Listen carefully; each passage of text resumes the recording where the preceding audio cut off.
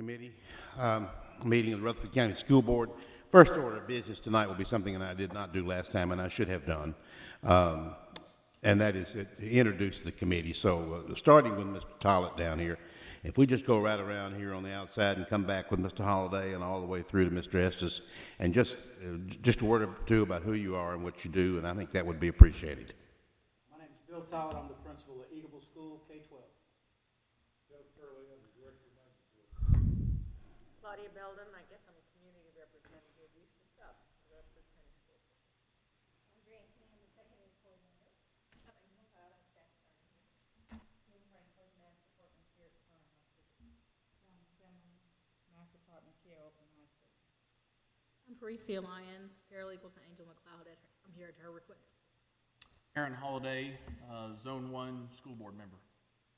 Lisa Moore, Zone 3 school board member. Wayne Blair, board member. Don Odom, Director of Schools. I'm Jeff Jordan. I'm a Zone 6 representative for the school board.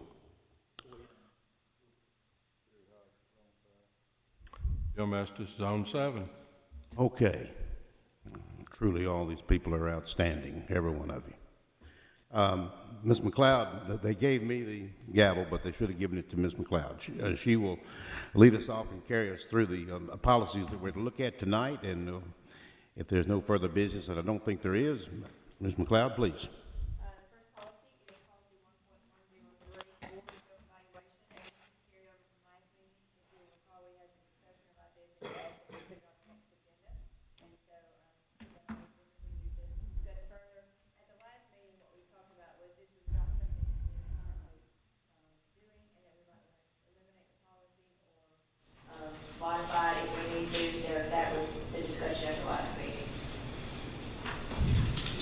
Okay, you know these meetings are open. If anybody can speak on any subject, I don't know where we stand on this. I know our discussion last time, and of course that was 3 months ago, but I clearly remember there was some discussion, I believe, that maybe this is something we did not need to do. But also, I think we had some other points of view. So let's hear it.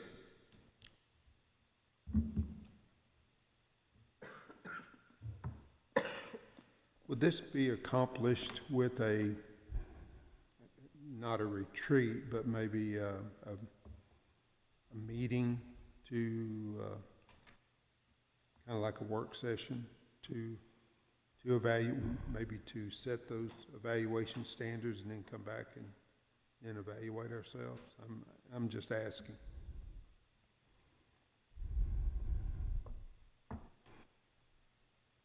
I think it's worthy in any organization to have a specified evaluation.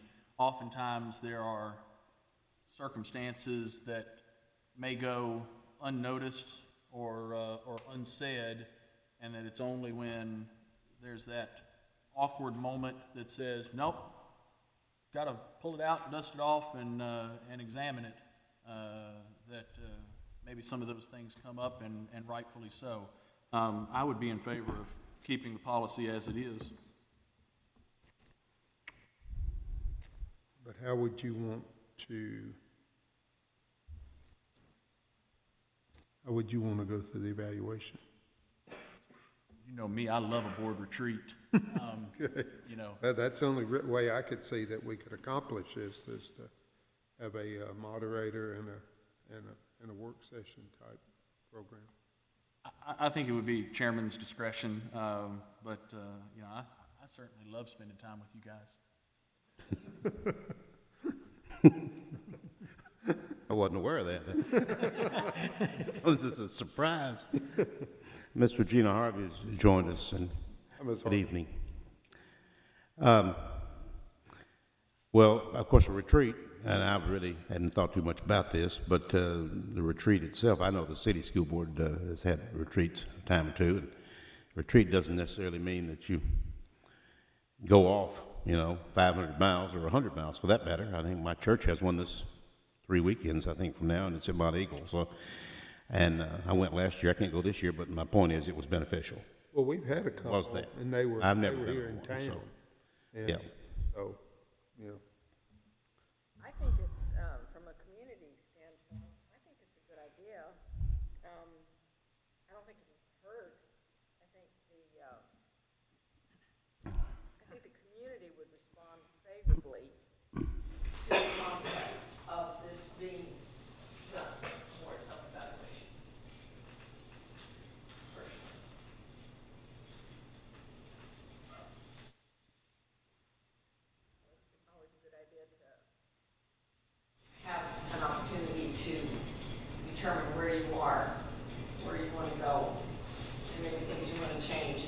I know you guys do that in just your regular meetings and things, but, I just think this is a real positive. Looking at Part D, do we have an evaluation instrument? Does such exist for us? I assume this is an actual piece of paper or papers, and that we would follow the guidelines. I don't have any idea. I'm sure that TSBA has some type of vehicle or tool or guideline that we could utilize if we go this direction. We know anybody in TSBA that you know of? Has any power down there at all? Well, now, do the other schools do this kind of thing? I think so, yes. Ms. Moore? I'm sure that all do, but I'm sure some do. Mr. Chairman, I just want to kind of weigh in here as well. I agree with all of Mr. Holliday's points. And just from my perspective, you know, as big as we are, the school system is, and as fast as we're growing and all the challenges that we're constantly presented with every day, I think it would be advisable for us to do this. And I like the idea of the retreat. I've seen management retreats in the corporate arena be very, very successful in terms of laying out your goals and objectives for the next year and even on long-range planning outcomes. So that would be my way in.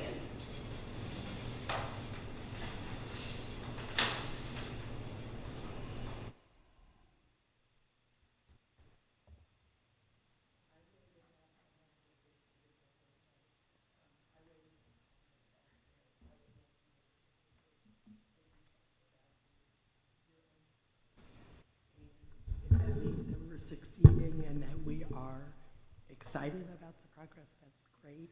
And then if you find opportunities for making changes yourselves, I think that would be great also. Retreats, again, they could be in town, so they don't have to be the most costly item. Helpful for person for time.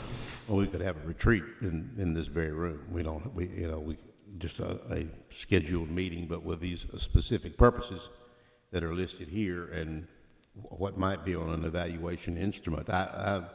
Just for the purposes of moving on, unless somebody else wishes to speak, Mr. Blair, maybe you might, if you would, investigate and see what kind of paperwork you can corral on that and get bring that back. And I don't know if you want us to do something with just the board ruling on this at a future board meeting, or if you want to wait for another policy meeting, but that will be quite a while. Of course, we could do the retreat if we wanted to do one. We could do it this summer, I would think, but maybe you have an idea you might want to do it sooner than that.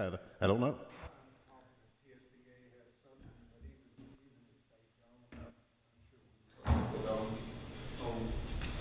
Program, so I'll make a motion that we approve the board self-evaluation. Okay, we have a motion to do this, and we have a second. Do we have comments, pro or con?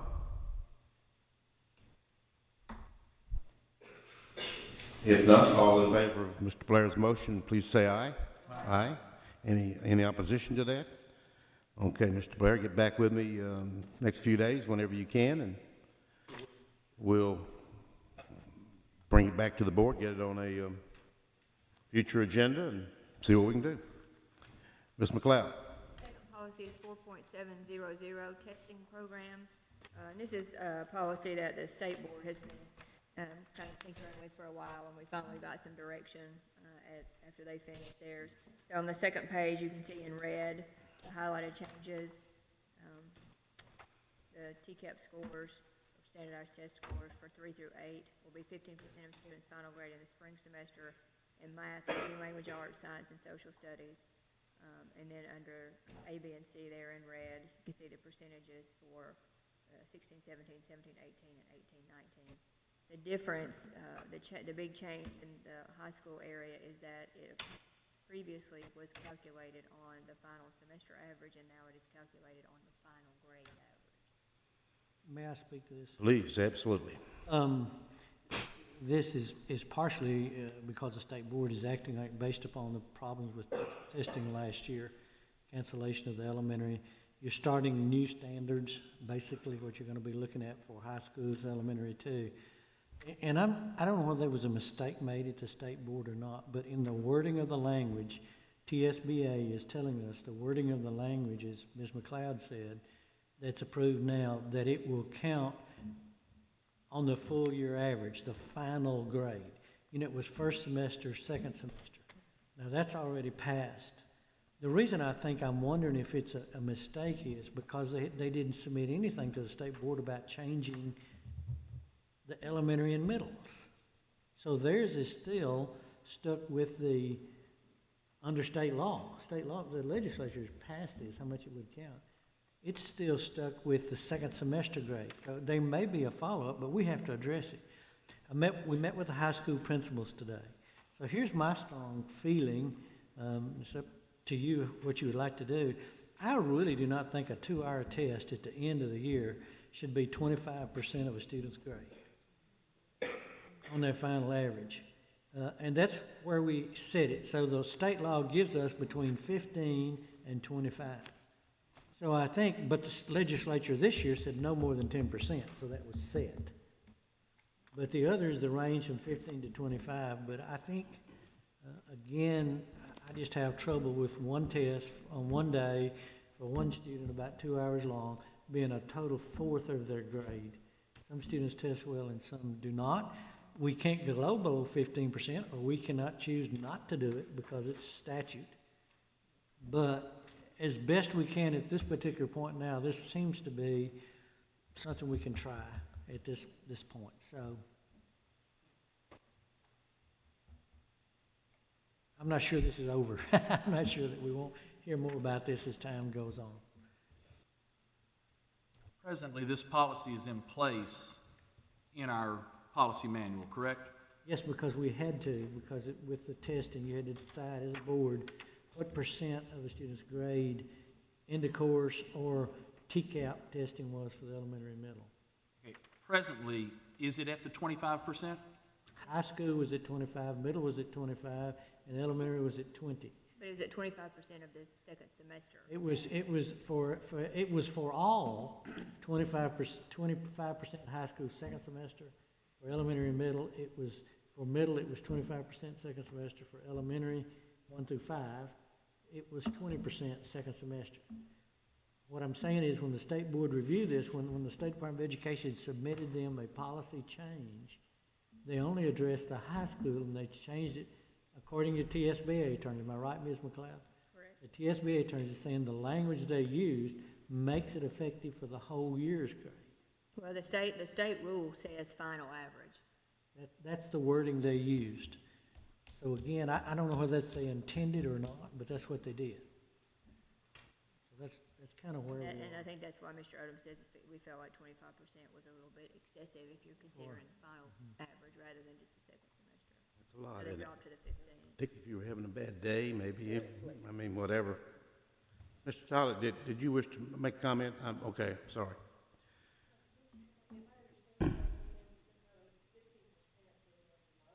Yes. The statute said 15 to 25, except for this year, they mandated it's by statute 10%. And new standards and all coming in to try to hold kids to that, so. We have to do somewhere between 15 and 25. We have to make that choice.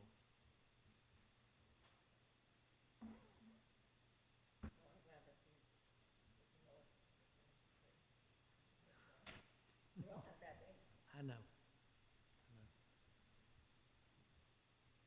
Would you like to make a motion? We really need a motion. Okay.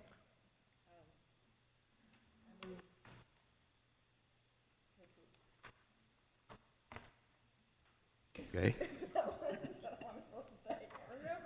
Forward motion, that's beautifully done, you economy of language.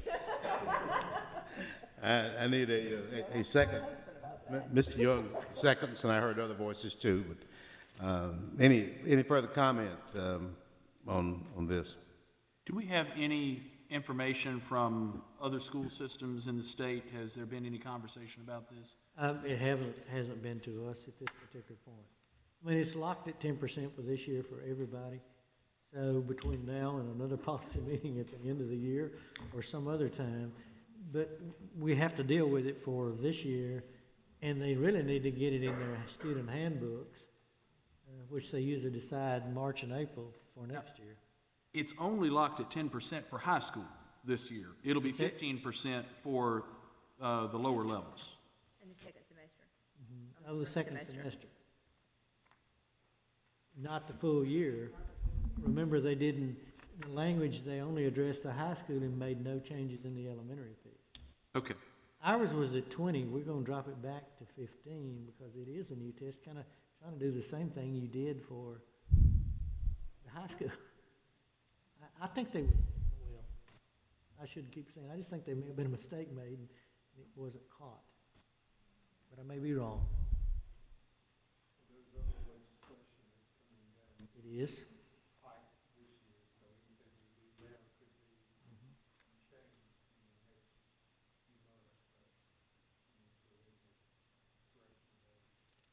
We have a motion and a second. Any other comment? All in favor, please say aye. Aye. Anyone opposed? Number 3. Number 3 is a new policy for adoption, 3.400, student transportation management. It is required policy, and this is the SBA's recommended policy.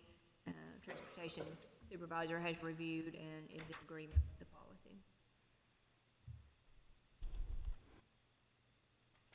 I think our transportation's been doing this all along. We have. I don't think this is new to us, because I see those reports. You know, sometimes our mirrors hit as we pass the road from a vehicle. You see a lot of that, because large trucks and buses have those extended mirrors. So that's the most common one I see, is a mirror. Need a motion to approve? Move to approve. Ms. Harvey, and how about second it there, Mr. Estes? Is that okay? Okay. We have Mr. Estes. Ms. Harvey made the motion. Any further comment? All in favor, please say aye. Aye.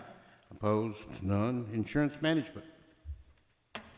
Next policy is 3.600. This is a new policy as well. Insurance management, it is required adoption. And again, we've been in consultation with our insurance department to go through it, and they are in favor of the policy. It's a brand-new policy, top to bottom? Brand new.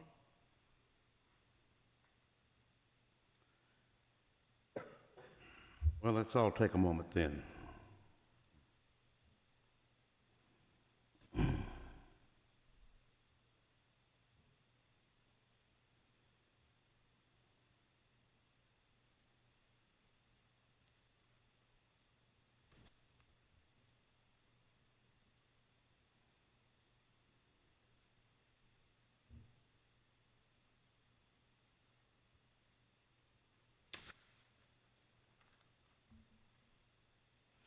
Comments, discussions from anyone?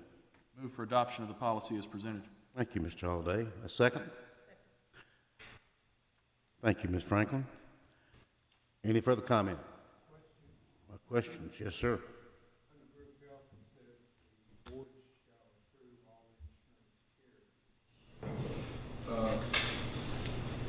Is that not actually the commission's duty? Are they not choosing for us? Well, I think when I talked to Ms. Street from the insurance office, that, according to her, and I see her point, that because we have representation on the insurance committee, which makes the recommendation of the carrier to the commission, that was, I mean, she was okay with that being included. So theoretically, we would tell our representatives on the insurance, we have 3 or 4. For the recommendation. Right. Does the board formally approve? Not that I'm aware of, we've never. That's my only question, is that word. It sounds like we'd have to bring a motion, but I don't know. That would be my only question. I don't think it's a problem to eliminate it either.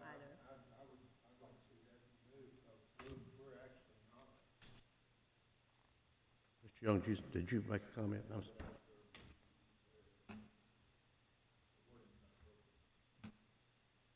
Could you repeat which wording you're speaking? Sorry? The last line. The board shall approve all insurance carriers, strike that part.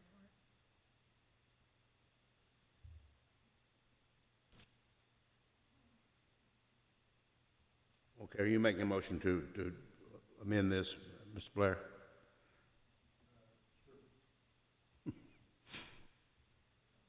Mr. Young is seconded. Okay, let's vote on the amendment.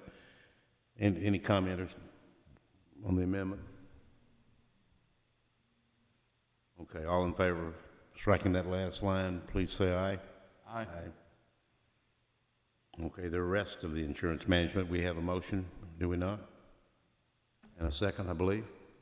Any further comment? Ms. McLeod, we okay there? Okay, all in favor of the insurance management with the amendment, please say aye. Aye. And opposed? None? The ever-popular internet. No problems here. Policy number 5 is 4.406, use of the internet. And changes start on page 2. You can see in red on line 12, we've added that the safety measures that we've implemented in this policy apply on district-supported devices, just to make clear that kids who bring in their own devices now, our own policies, and are using their cell phone network, they might do something or not. We obviously are not providing safety measures for other networks. And then on line 30, we had a line in there that said at least one public hearing would be, we would have one public hearing to address our internet safety measures, which we are not doing. We do provide public notice on the website, on our website, and in the student handbook. And then on page 3, there's a new category that TSBA has recommended in policy for social networking. Give you a chance to read through that.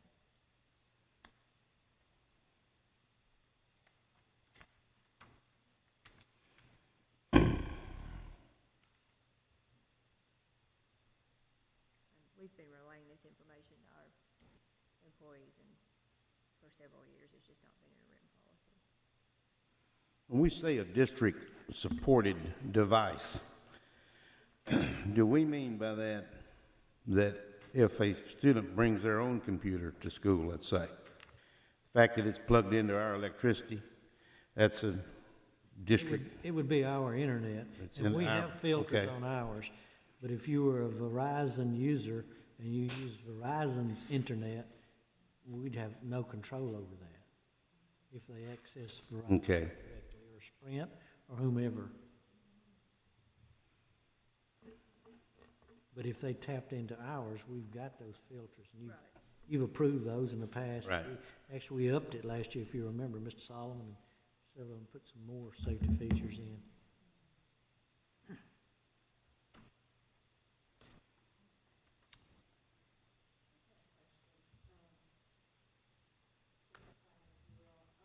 On the social networking, on number 1,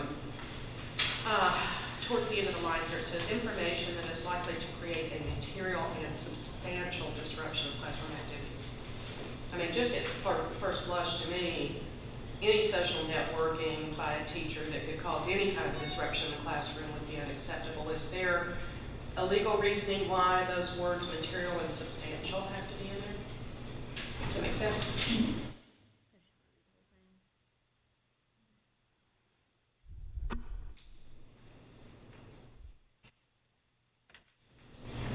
Was this a TSBA recommended? See what you're saying?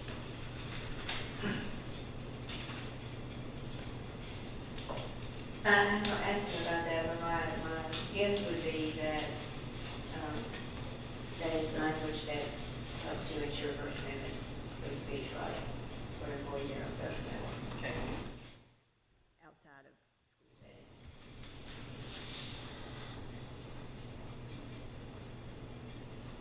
And also, Mr. Chair, question about number 3. And the board discourages district staff from social institutes. That word discourages. when ours had been in school, and sorry for the personal reference, they didn't have any interaction and even stopped. So like band boosters and that kind of thing, having Facebook pages, making sure that that was all cut out. So apparently not by policy. But it's just curious enough, the word discourages instead of prohibits or something stronger. If that's our actual practice. I think probably what they're trying to allow, what TSB is trying to allow is, you have the athletic groups now, the band, and what they've gone to is either a Twitter type notification, hey, no practice today. So I think they're trying to walk that line between what you think social is plus the fact of just what's now the most efficient way to let parents know. Mr. Evans hears more of this than I do. If you wanted to, he could probably comment. We actually attempted to stop all of it several years ago, for obvious reasons.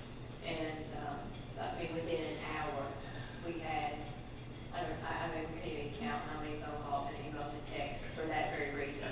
You know, this is kind of the way we get the message out, and so, like I said, the message, the information that we've been providing to our employees is to discourage it on a personal level. You know, if you're going to do it, let it be on a band booster side, or, you know, the coach has a group that they're texting to, or using social network for. I think the key word there is socializing. Right. Transparency. Don't we have online classes? We do. Would a teacher be, I would think there would have to be some interaction there. It's, and going back to what Ms. Moore said up above there, maybe applies to the entire thing to my way of thinking. It's, and I always think of the dress code. If it creates a disruption in the classroom, then it's a violation of the dress code. And if it doesn't, then it's not. Well, that depends on whether you're looking at it or I'm looking at it or she's looking at it as to what creates a problem. And I would think that there's some, I understand what we're trying to do here. Discourage is a pretty weak word. I think that's what Ms. Harvey is actually saying. I'm not certain here, but it is, I think that'll be ignored. If a person wants to ignore it, I think they'll ignore that word. Well, okay. Yeah, I think so.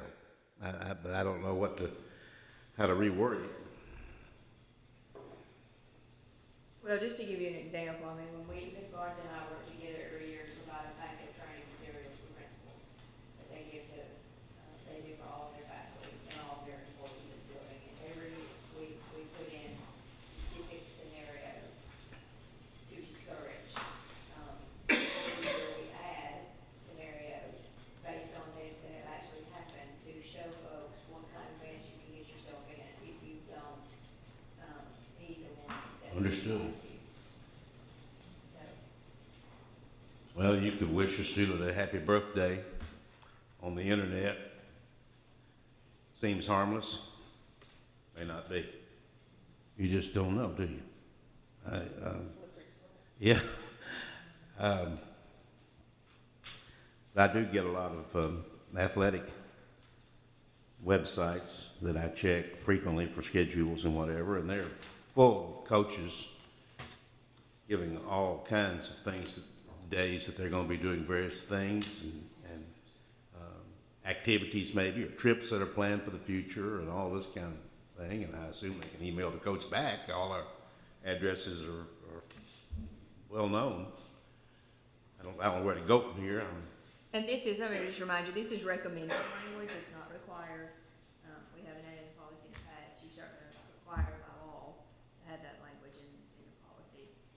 They can change it as we see fit. More important word may be socializing, which somebody made just a minute ago. I don't know. I think that's the key word, what Ms. Moore said. Yeah, that may be a more important word, because we absolutely, we can send information that's not socializing, to me. But socializing means something, it could be interpreted to mean something entirely different.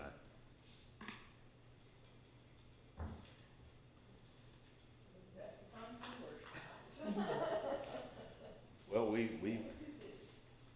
have the occasional horror story, as you're aware, and there's something every week somewhere in the mid-state area that we hear on the news.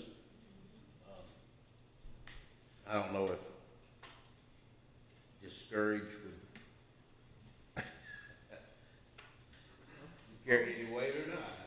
Are we still locked down on our internal network for social media? Is there a password system or something like that? If a teacher is going to intentionally get to a school-related social network,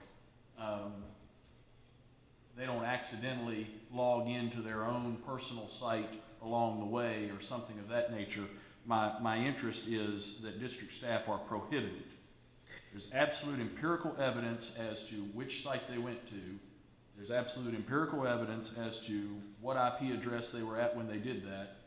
There's empirical evidence as to what time of day it happened, and we could create a situation there where I just went by there on my way to the softball site or whatever. Is there any reason that prohibited, appropriate, but could be too strong of a word? Current, we just changed, so who knows if it's gonna be. I think we can track it pretty well. I think Mr. Evans is anxious to speak. Only if the committee wants me to do so, but we currently allow certain types of social media. We've approved Twitter for school use, and we've approved YouTube, some things like that, even Pinterest on certain levels, because schools are actually developing lesson plans that parents can use at home through Pinterest. Some schools brought that to us. It was a good idea, so we opened it up. We don't allow Facebook on a district level. There are very few staff members who have access to that, and it requires a static IP address to access to get around that filter. I believe there's 5 or 6 of us that have it, and it's all the district level. But yes, we also, Mr. Odom mentioned earlier, we have a new web filter that the board approved last year, and our IT department can turn those accesses on and off. And the reason that we do that is so, for example, during testing windows, when we have to have bandwidth preserved for online testing, they can turn off access to YouTube because that eats up a lot of bandwidth. So those kinds of things. So we have lots of flexibility on how to open these flows and close them. Does that answer your question, Mr. Holloway? It does. It just seems to me to be something that's going to be violated. I mean, people are going to access their social network during school hours, on their lunch break, during study hall, whatever. There's going to be downtime, and it's going to be on the Wi-Fi network that you automatically connect to when you walk into the building regardless, and that's going to be prohibited. And if you were looking for a way to get rid of somebody, it'd be pretty easy to find that violation if you were looking for it. I'm just thinking about it. It may be exactly what we want, and it could be that the last lines here, violations of this policy and procedure, under the authority in accordance with disciplinary procedures, yeah, and we can waive it, if it comes up. If somebody wants to, pick at it. Mr. Tollett, you have a perspective. Sure. I was just gonna say, on the Wi-Fi, the only social network that somebody could get to would be one that's approved by the county. So, for example, if it's 12 o'clock at school and I want to get on Facebook, I can't get on Facebook because it's blocked. Okay. Now, you could turn your device off of the school Wi-Fi and get on your Verizon, and I guess you could probably access it. But only the approved sites are the ones that you can get with the RCS secure internet, my understanding. That's correct. Okay. Oh, and if you do that, what you're saying, and I understand what you're saying too, you wouldn't be on a school computer, you would be on your own device. So Okay. you would have to switch your network, and this policy only prohibits it on school computers. Okay.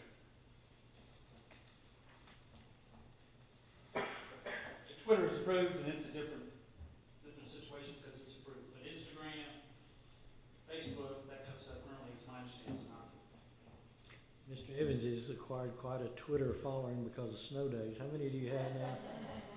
Well, the school district's account has nearly 20,000. Not my personal one, but the school district's account. Sometimes.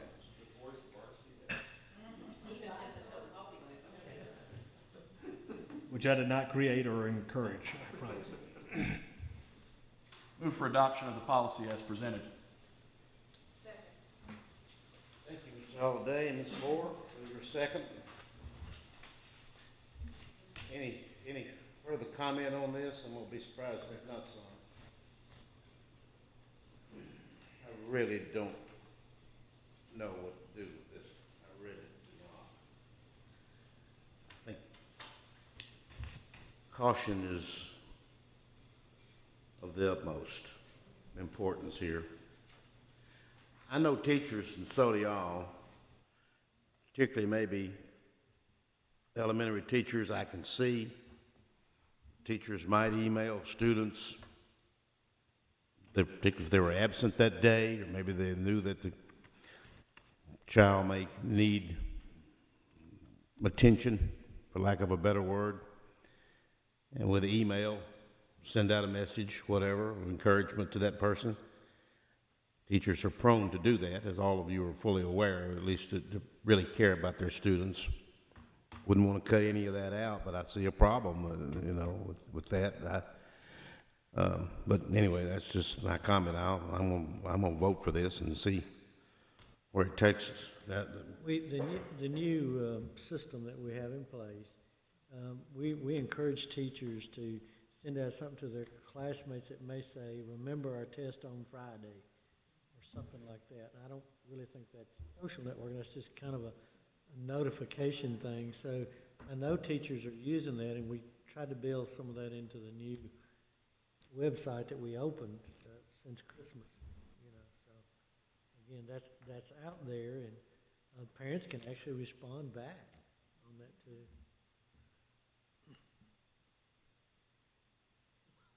If you needed help on Algebra 2, which I desperately needed, if it'd been, okay, yeah, that's right, call Kim. But that's the whole point, if I were her student, and she responded, I think that's appropriate. But okay, I think we probably, yeah. Probably 99.9% of it is all done in. Exactly. I would agree. One person makes a mistake. Yeah, right. We have a motion and a second. Do we have any further comment? If not, all in favor of the use of the internet as presented, please say aye. Aye. Any opposed? No one. Anybody unsure? Yes. But I don't think we have a box for unsure. Ms. McLeod. Our next policy is 4.606, graduation activities. Two changes in this policy. The first one, lines 1 through 4. This had always been in the policy, but Mr. Odom felt like we needed to clarify that second statement there in red. Students who are within 2 or fewer credits of meeting requirements and can complete the requirements during the summer may participate in graduation activities conducted at the end of the summer school session. It didn't have that at the end of the summer school session before, so just to clarify that you couldn't graduate in the May session if you just still liked the 2 credits, but you had to complete them in summer school. Mr. Tollett can follow through on me this, but principals say if you let them walk, they have trouble getting them to come back and finish up the courses during the summer. So, they still won't have a diploma, but they got to walk.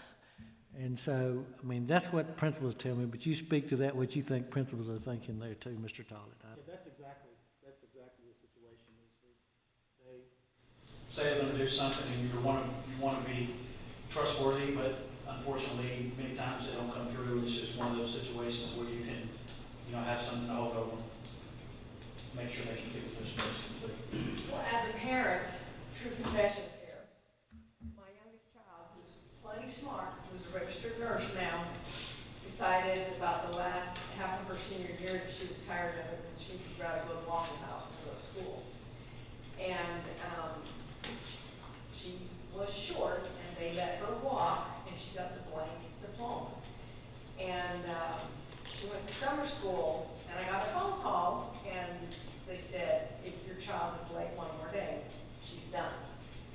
What could I do? She didn't live at home anymore. And if she missed that day, she had to go back to the high school that next fall semester and do one more class. So I was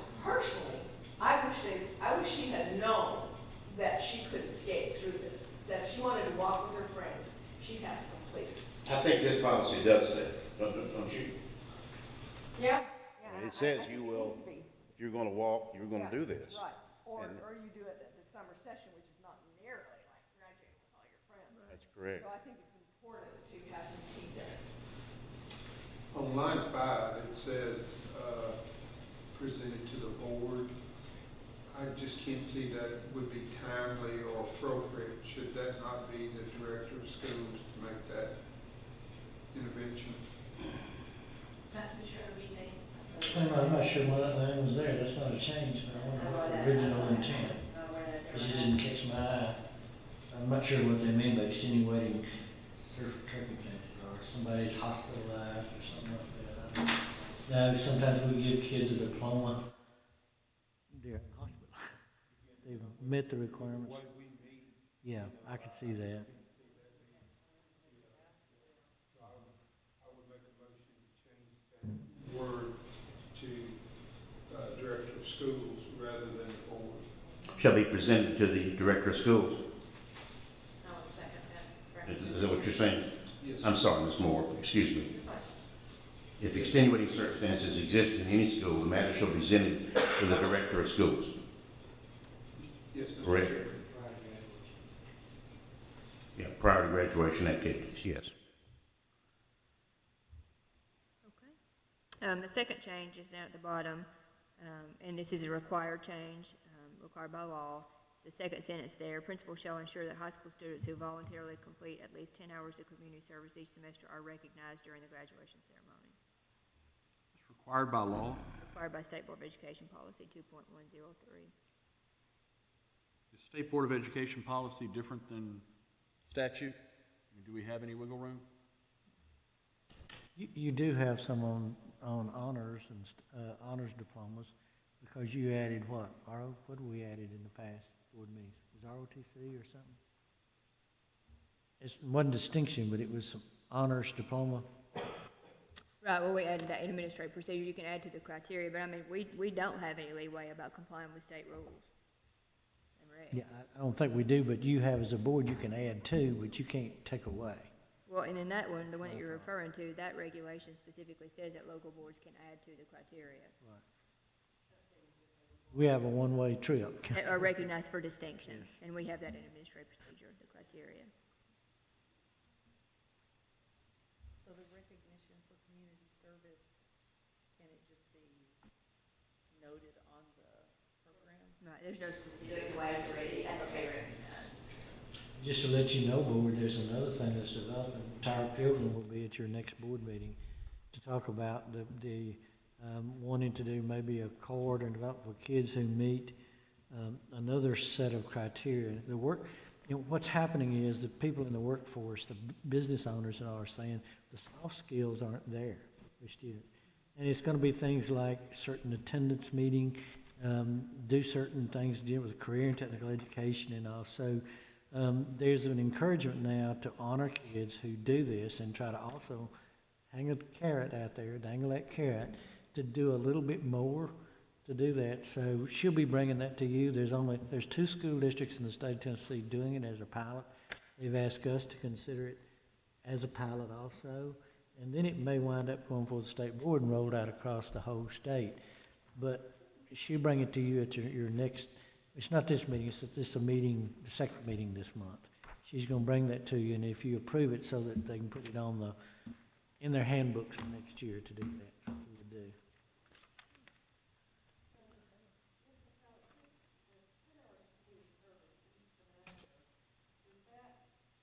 Applicable just to the senior year, or for all I of think their it's every, all the high school years. Really, it may just further that, I was gonna ask the same thing she asked, does that mean 20 hours? And, Or 80 hours. or 80 hours, or whatever? I think it's each semester of their high school. But it says each semester, each semester would be 8 semesters, if it's the entire high school career. With all due respect to our wonderful young people, I'm not sure how many of those you're gonna have. Mr. Tollett will The have rule meaning. says each semester, so.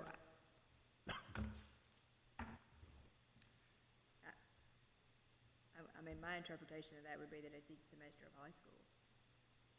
But it doesn't clear, it just says each semester. This is a new one, I think, isn't it? This is a new one. You know, the other thing that came up at the high school today, as Ms. Pilgrim was talking to principals, is who tracks all this? It gets pretty hard if you're a guidance counselor with 500 students and you're trying to track, that the one from the workforce development is the students will have to keep their own portfolio and track it if they want to, but that's not a bad skill anyway. So that can be taught. So this, I don't see why you couldn't do the same thing, that they would have to log some way and keep it themselves, because that's, Could be that it's to help with Tennessee Promise. could be, requires that. Mhm. This would be a way Good to thought. ensure that they have them Good thought. their senior year. That's probably why they did it then. The only thing is Tennessee Promise is 8 hours, and this is a higher standard at 10 hours, but so be it. And there's several of our clubs that require that, so some of the students are learning that throughout high school anyways. They're How do you think learning it'd how work? to log their own and keep up with it, and I'm going to ask just a straight question, 2 doors down here. Mr. Blair, I just don't give up authority very easily. As we talk about extenuating circumstances, are you sure, Director of Schools, and would it be the worst thing in the world if we left that with the board? I just think it took us 12 years to get there. We're going to have something come up in the last 15 days when the board doesn't meet that all of a sudden we've got to make an exception to. I'm just thinking out loud. I'm not saying that it's an absolute. I'm just wondering.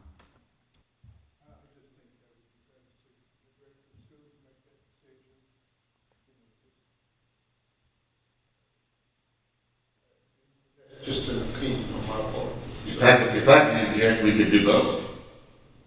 You could say, if the board meets, has a regular scheduled meeting during that time, and if not, then the director of schools. We could do both. We just make so many exceptions and allow so many different things. I just wonder, some of these things should be special because they are difficult, because they are absolute, and because there's no exception. This is what you do. You show up at graduation and you fulfill all the requirements, and it's a hard road to get there.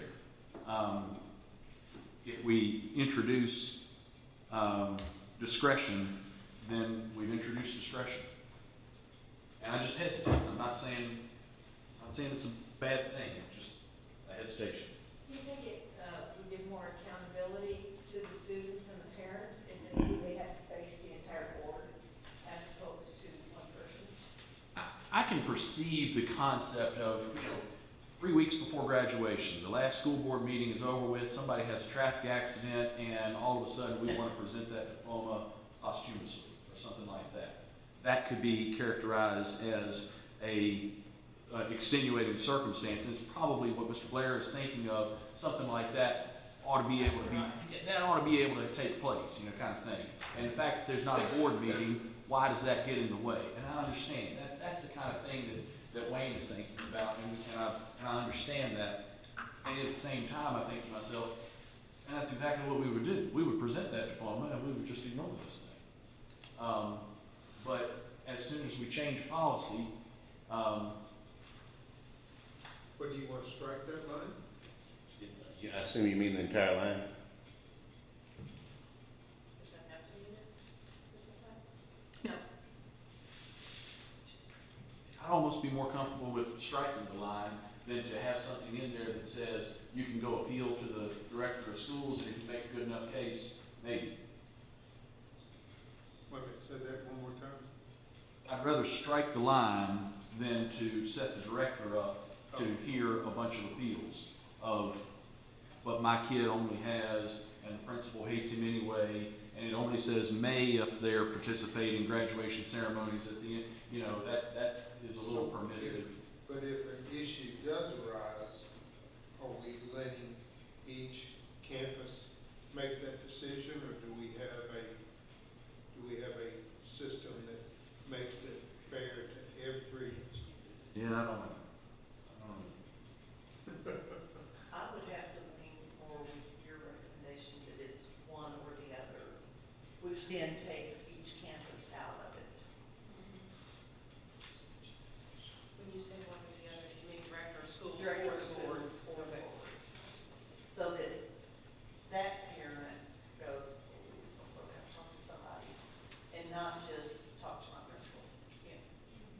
I'm trying to determine why it's there to start with. I mean, I'm just trying to run through my mind in scenarios, and How often does that happen? I don't ever remember a case. That's what I'm I saying. don't think it's happened since I've been here. I don't, I'm just wondering. Well, the larger we Was get, that- the more problematic Yeah, you the don't foresee. population becoming, but,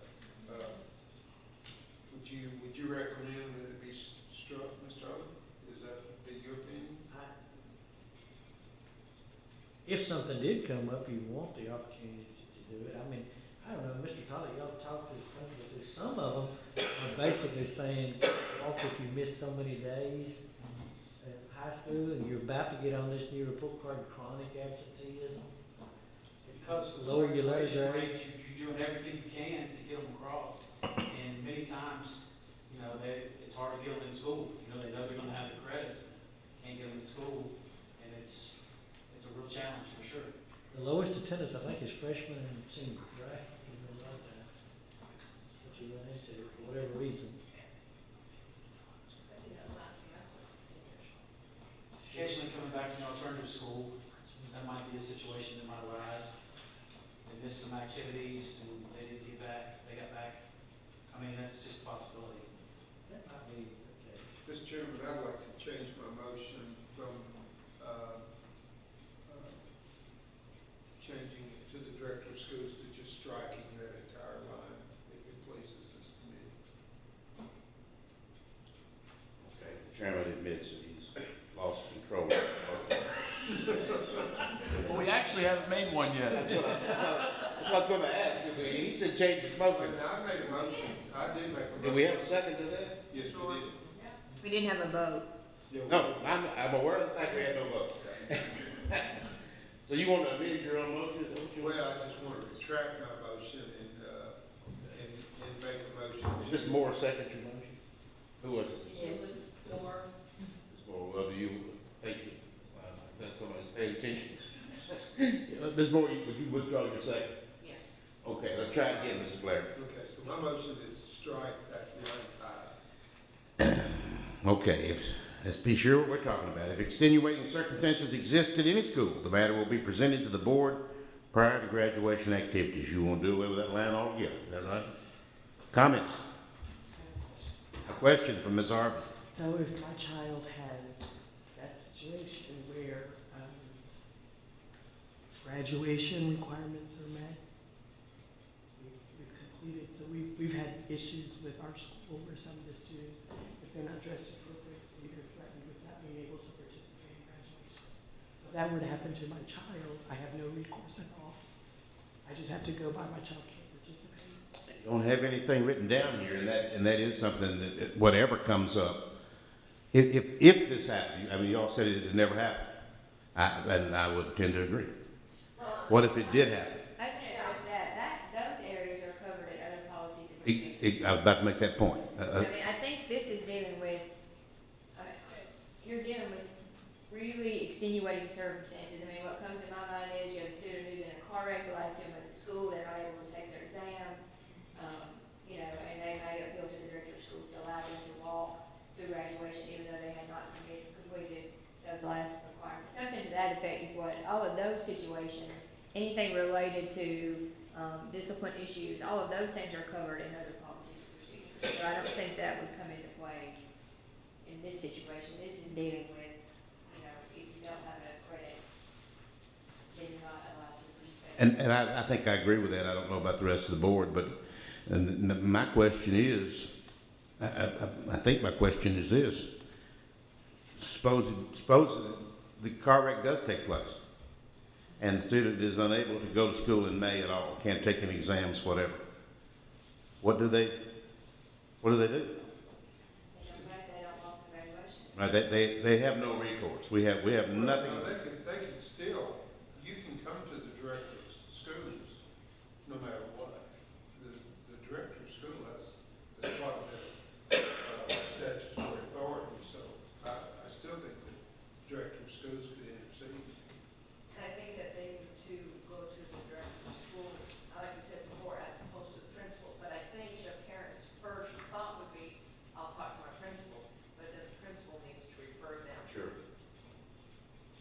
My gut, just, I know, I'm just trying to think through what situation could occur, but I think the thing that kind of comes to me is maybe there's something we haven't thought about.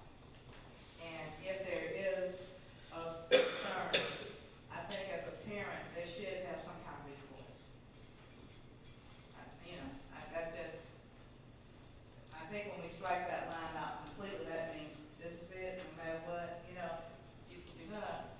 you're gonna encounter circumstances with anything. According to Mr. Blair, that's not correct. And he may be, I don't know. I mean, just saying the director of What schools. if something were to occur? I guess, what if a situation occurs where a parent feels that they should be at least able to discuss the situation with someone because they feel like there's an exception here? They could go to the director of schools, But if we strike this out, does that tell them that they can? no matter. We're silent, and when you're silent on an issue, the director of schools still has authority. But how would that parent know that they can go? If they're reading the manual, if they're reading, will this be in the school policy? If they're reading this If it's policy, an emotional issue, I feel confident that you're gonna go to your principal. If you don't like what your principal says, you're gonna go to the director. And so if you don't go to the director, you'll go to a school committee. So that's just my opinion. I think if it's in writing, that shows them that they have, that as an option.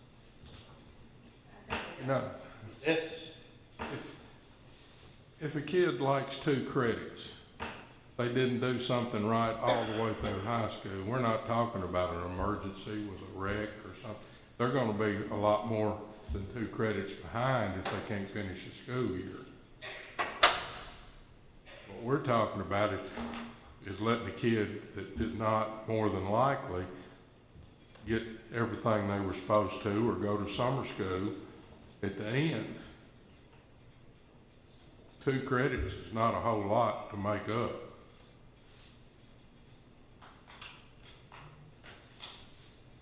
It's gonna come a time where you may not even choose to offer summer school as we know it now. You're one of the few that's left to even offer summer school. The online program is beginning to replace a lot of those needing to make up credits and that sort of thing. So you are seeing part of that transition now. The crystal ball says you may not have summer school at some point now.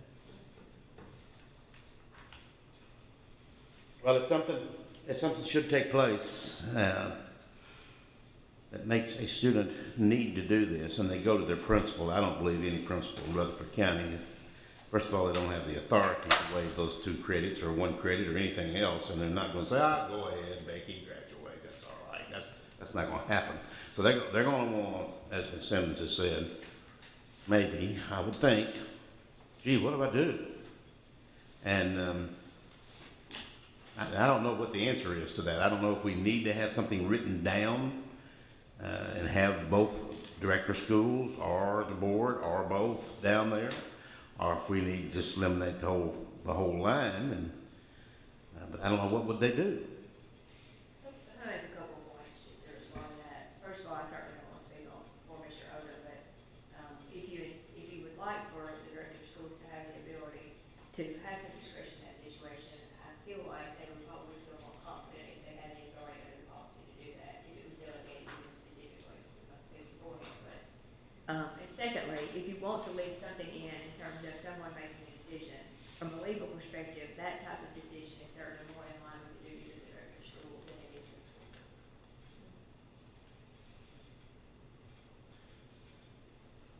think the board would want to be, you know,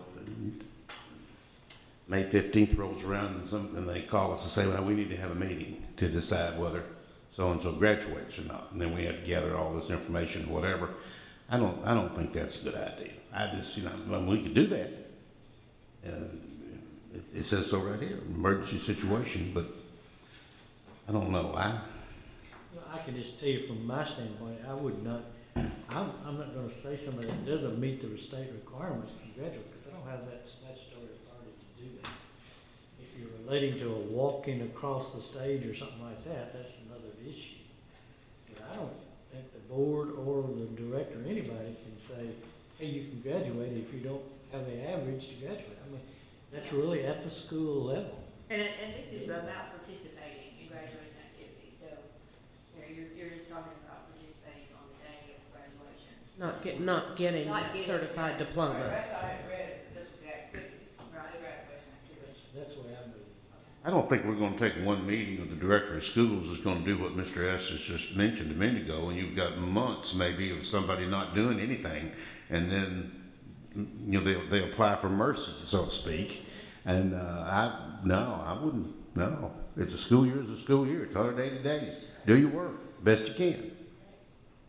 And if you don't, there's going at the end, you've got a problem. Don't be going to the director of schools expecting him to bail you out. And he's right. I don't know that he has the authority anyway necessarily. And as a teacher, former teacher, a couple of times I was overruled on a grade by a principal. And I tell you what, I appreciate it. Now I'll just tell you that in a public meeting here, that I knew what that kid made. I knew exactly the effort they put in, and I wrote the grade down. And I was overruled. And You have a policy on that? well, it wasn't enforced then, or I knew better than to ask for it. But I think that's rare. I think it's rare, and that's also wasn't last week. I've been retired for 15 years, so that's been a while.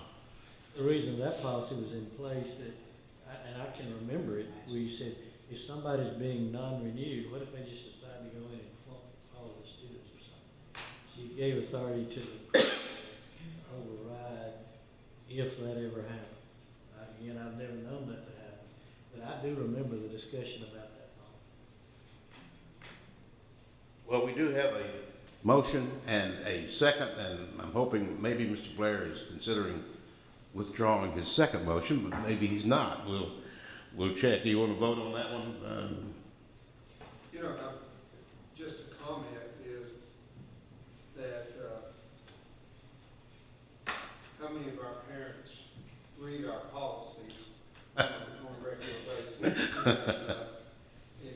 And if they were to read our policy, I think it would be because they were already upset and looking for an outlet for an issue. So I still think striking that line still gives them the opportunity to go to the director of schools.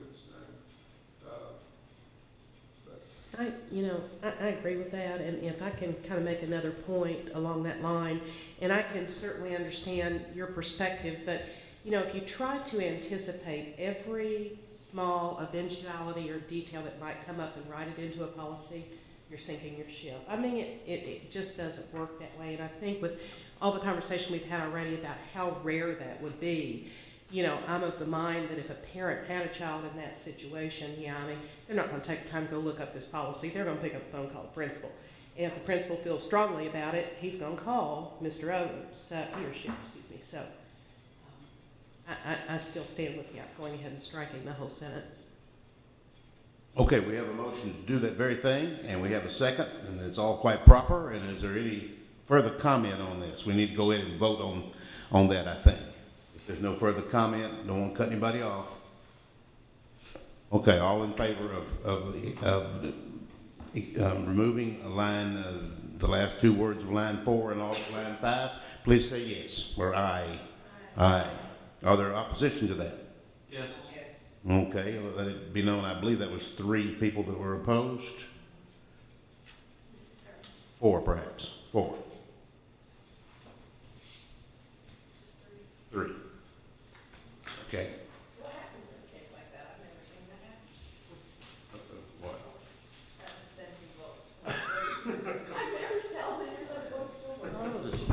Ms. Ford is sending votes every time we take a vote, but never 5. Okay, attendance. Thank you for the good discussion. Mr. Chairman, Yes, sir. was the motion to eliminate that sentence? Yes, sir. Then we've not adopted this policy. So the motion to amend passed. My fault. Obviously, that's correct. I need a motion to amend what's left. Thank you, Franklin. A second. Mr. Estes, thank you, Mr. Estes. Any comment on that? Okay, all in favor of the graduation activity policy, please say aye. Aye. And opposed? Okay. Attendance, Ms. McLeod. Policy 6.200, attendance. A few changes on the first page. These are required and have been added to state law or regulation regarding reasons for absence, as you can see in red there: injury, college visits, pregnancy. Flip over to the second page: school-sponsored or school-endorsed activities. And then I apologize, 10 and 11 are repeats from the first page, so I will delete those as typos. Okay, and next over on page 4. These are just some clarifications at the recommendation of Mr. Odom. Final exam exemptions at the top of the page, clarifying that we obviously cannot exempt students from state mandated end-of-course exams, so this would only apply to other final exam exemptions. Then on line 14, the line we said a student who had perfect attendance for the preceding semester would receive an Excel card from the Chamber of Commerce. It's our understanding that we're no longer doing that. And then number 3 there, saying that a student in Rutherford County with 4 years of perfect attendance will receive a plaque and recognition. They will continue to be recognized, but everybody's not doing a plaque. So clearing that up. And then on the next page, last page 5, under driver's license revocation, we're just clarifying that if a student has 10 consecutive or 15 reported unexcused absence by a student during each semester, we are required then to report that to the Department of Safety. That then renders them ineligible to retain a driver's license. But we want to make sure that people understand we don't make the decision that they're not eligible. We just report it to the department. So we're required. We're required to by law. Okay, that last part. That's by law, did you say? Yes. Okay. Move to approve the policy as amended. Thank you, Ms. Moore. A second to, I'm sorry, who was that? Mr. Curley, thank you. The additions on page 1 and 2, are they mandated? Yes. I find 8 interesting. There is another code other than excused absence that they can use if you were going on a field trip or you were in a judging contest for CTE or something like that. There's a code that you can put in that the kid's not counted absent. To start with, it's just a separate code, so I don't know why the legislature said that. I have no clue. But again, I'm searching my mind to see why they thought that language needed to be there. It says excused absences shall include, it doesn't mention, But that's the limited, the total. yeah, that it's limited to those, does it? But we've had considerable conversation here about in-school suspension. How do we work with excused absence as far as credit? I mean, if you're excused absence, you still aren't earning any credit. You're just excused on the characteristic of attendance. Is that correct? You have a policy that lets a parent on their own recognizance to say Junior was sick up to 10 days. Then beyond that, it requires doctor's statements and things like that.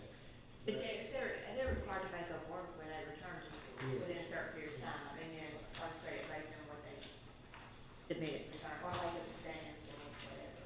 Okay. We do have a distinction between excused absences and unexcused absences. Excused absences, you can make up work and receive full credit. Unexcused, you can only receive 80% credit.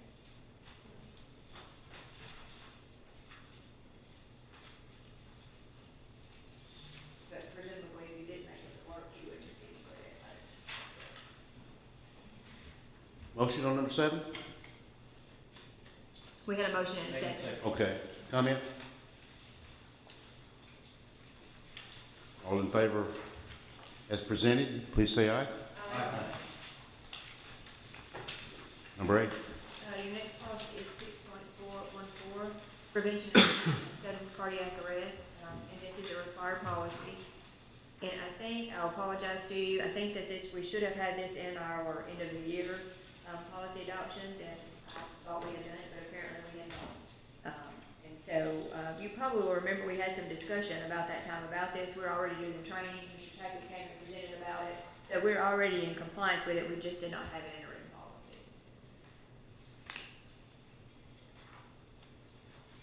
Motion, Mr. Blair?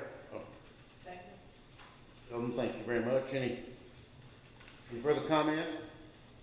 All in favor, please say aye. Aye. Number 9. Number 9 is 5.70 run, substitute teachers, again, required policy. And we've had our HR folks go over this policy as well, and are in agreement with this adoption. Any discussion on substitute teachers? A motion? Move to approve. Thank you, Ms. Moore. A second? Second. Is that Mr. Holliday? I apologize, I didn't get the motion from the previous. 6.414, that was Mr. Blair and Ms. Dublin.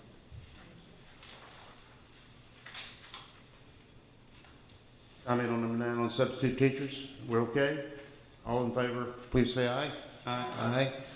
Opposed? Students in foster care. Again, 6.505, students in foster care, this is a required policy. There were some legal changes made during last year that sort of equated students in foster care more in line with the McKinney-Vento Act, so our ATLAS students. And this policy addresses those issues and those changes in terms of enrollment and that sort of thing. That's at zone school, Ms. McLeod? I'm sorry? Enrolled at zone school? What line? Foster care shall be immediately enrolled. It won't necessarily be at that school because they're treated like ATLAS students.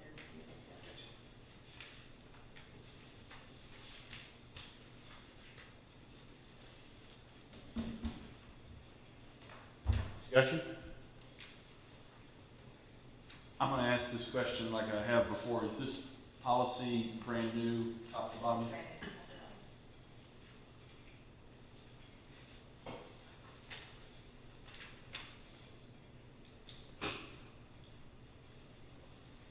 I know with an Atlas student, we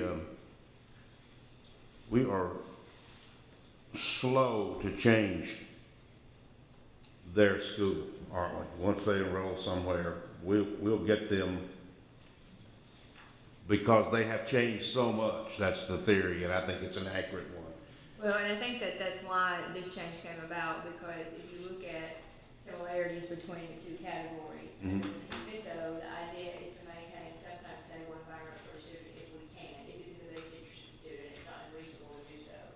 And so one of those would be to leave them in their school of origin, if that is possible, and reasonable, and the same thing for foster care students. Okay. We have students who are at one school and they are moved from one foster home to another foster home, and it is feasible in the best interest of the student to remain in the school that they started in, and we would try to make arrangements for that to happen. There are sometimes when that's not appropriate, if you're talking about a child that moves from, Eagle to inside the Murfreesboro city limits, and transporting them may be, just a ridiculously long amount of time. That may not be the right thing to do, but we have to look at those factors now when we're looking at students. Yeah, you answered all my questions before I even had a chance to answer. That's why you're the attorney. Thank you. I have a question about eligibility. How do we define a student in foster care? Are we able to verify their status in foster care? And is there a distinction that needs to be made between foster care and custodial care, where it may be a non-parental situation and yet not foster care, and yet to the general public, they may see this policy and say, hey, I'm gonna grab over foster care and get that zone exemption that I was always looking for. Well, in a foster care situation, by definition under the law, the child would be in legal custody of the Department of Children's Services, placed in a foster care, through a contract with the Department of Children's Services, and we are able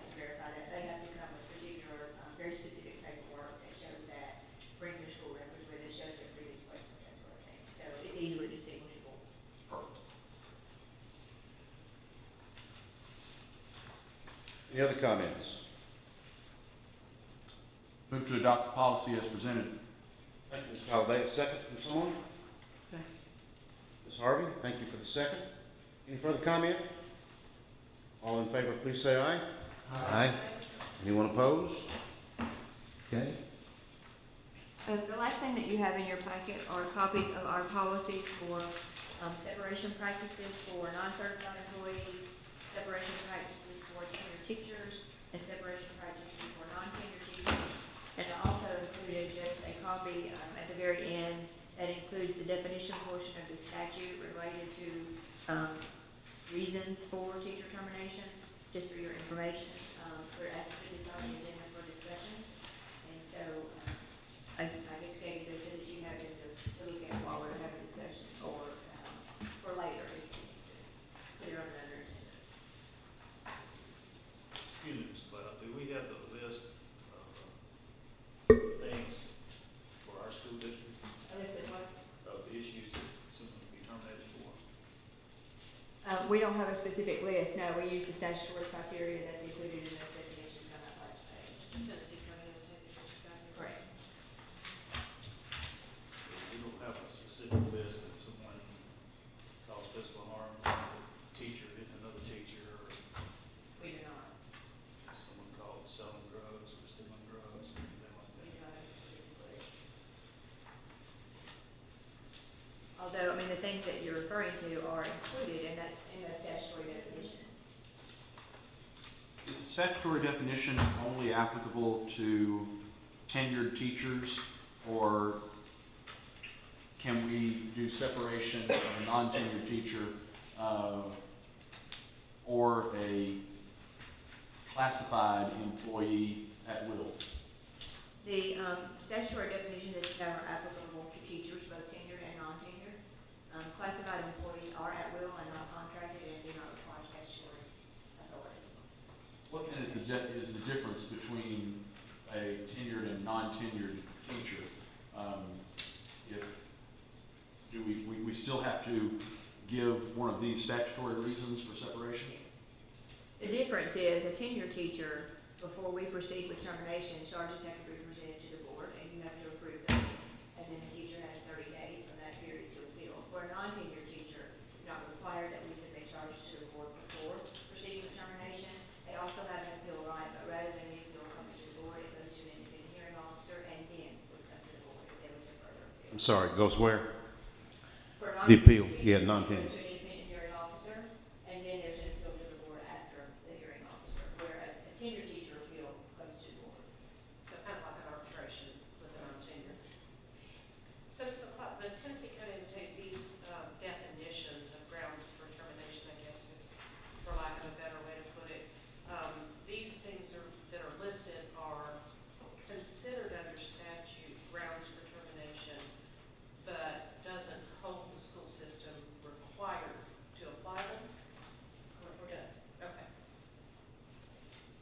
I'm sorry, what was your answer to that? These definitions are what is considered under the statute to be grounds for termination for teachers, but they certainly are not requirements that we terminate for these. These are your categories. And then, of course, you know, you have differences you look at with tenured versus Okay. non-tenured too. And, you know, for a tenured teacher, you're required under baseball and some statutory authority to provide some remedial efforts, those sorts of things for a tenured teacher. So there's some additional steps with a tenured teacher. When you're looking at these, than you would look at for a non-tenured teacher. But there are, again, the definitions as to grounds for considering termination. From a practices standpoint, are all of our terminations, and let's include in that suspensions for cause, run through legal? Teachers? Yes. Yes. What about reinstatements? Yes. But now I'm aware of that already, Okay. as far as I know.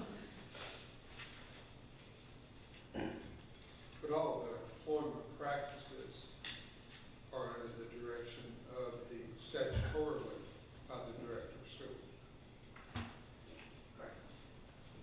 I think suspensions, the director allows up to 90 days or something like that. What is that?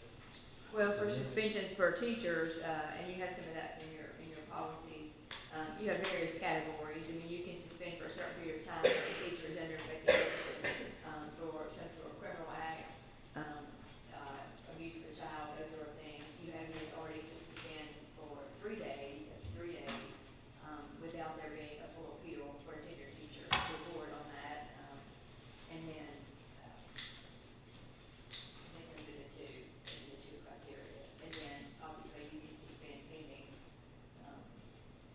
further actions from criminal court or investigation, that sort of thing.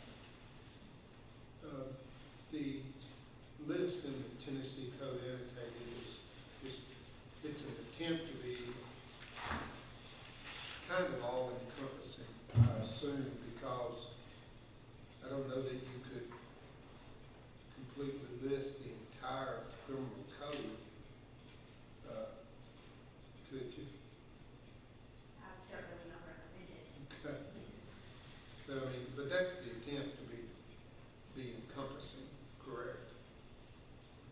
I believe so, yeah.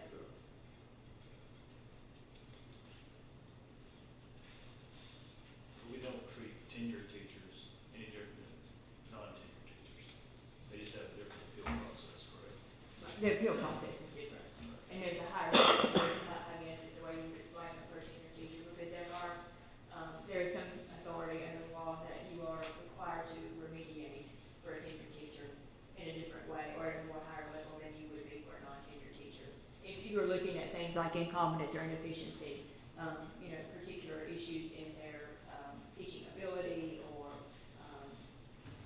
those sorts of things, then we would look at a plan of assistance for tenured teachers, whereas with a non-tenured teacher, you would not be required to do that. You see a non-renew list at the end of the year, which is typically those that are non-tenured people, based on the principal's recommendation, which you usually see when there's an attempt by the legislature to go in for the incompetence thing was very, very difficult to improve, because that's kind of a person's opinion. And that was part of when they tried to add the teacher effect things, and they even tied it to tenure, that you had to have a 4 or 5 to even receive tenure. So the list that you approved at your last board meeting, those teachers have maintained a 4 or 5 for the last 2 years. So, but that's the first time that I've seen the legislature try to address that particular piece. A better way to explain that, Michelle, may be to explain that under the law there, you look at, for contractual employees, when you're looking at taking that right away, that employment right away, when there's a higher level of protection, then you have to sort of ramp up the amount that you do before you do the taking of the job. So for a tenured teacher, once they reach the level of tenure, they have a higher expectation of continuing in that job than a non-tenured teacher does. So there's a higher level of things that you would be required to do before you take that job from them under the law. Blue collar world, right down front, you don't have those rights. You're exactly right. Us classified people don't have those rights. Classified don't either. And you have a set of rules to go by. You follow those rules. If you don't follow those rules, you can terminate. It's more of a black and white system. And that's being a right to work state, I guess that's, we and our classified employees are kind of At will. so, or under those stipulations. And you had, the classified haven't had, it was to where you had to do it at the end of the year. How many years, about 3 years now, that it became at will? About 5 years now. Yeah. Classified employees were contracted employees up until about 4 or 5 years ago, and then the legislature Made them at changed will. that, and they are now at will. You had to wait till the end of the year before you could do anything about it. Yes, ma'am. I don't see anywhere in code or in policy any reference to or guidelines for reinstatement. The only reference is that if reinstated. But the provisions as to how that would occur or the circumstances for that, I don't see it anywhere. Well, I did not print the whole code for you, I just printed the portion that has the definitions. Okay. So, I mean, reinstatement is addressed in the code. It is. Okay.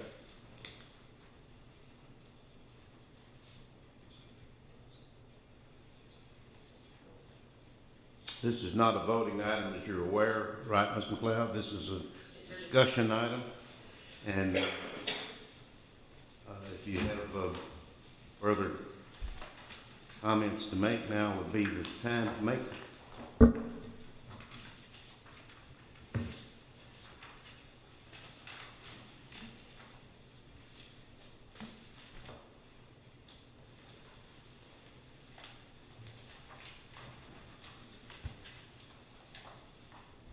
Now, the agenda doesn't say so, but if there's any further comments to be made by any committee member? Have you picked our next date yet, Ms. McLeod, or is that It is June something, I don't know, early June. early June? Just come every night, and when we're, got to be here right before 5. No, she'll let us know by email, absolutely. Early June will be. Usually when your legislative things have been codified, that you know if they're law, they make us adopt policies. And there's plenty of caption bills out there, dealing with it. June 12th. If the committee will excuse me, just speak to the board for a minute. Did everyone get a copy of the board meeting schedule for the next foreseeable future? If not, you need to get one from Ms. Michaels when you see her. Also be sure and read your email. Got a couple today that are pretty important. And other than that, I don't know of any other business that we need to transact tonight. I appreciate the efforts of the committee very much. Thank you, board members. We'll see you next week. We are adjourned.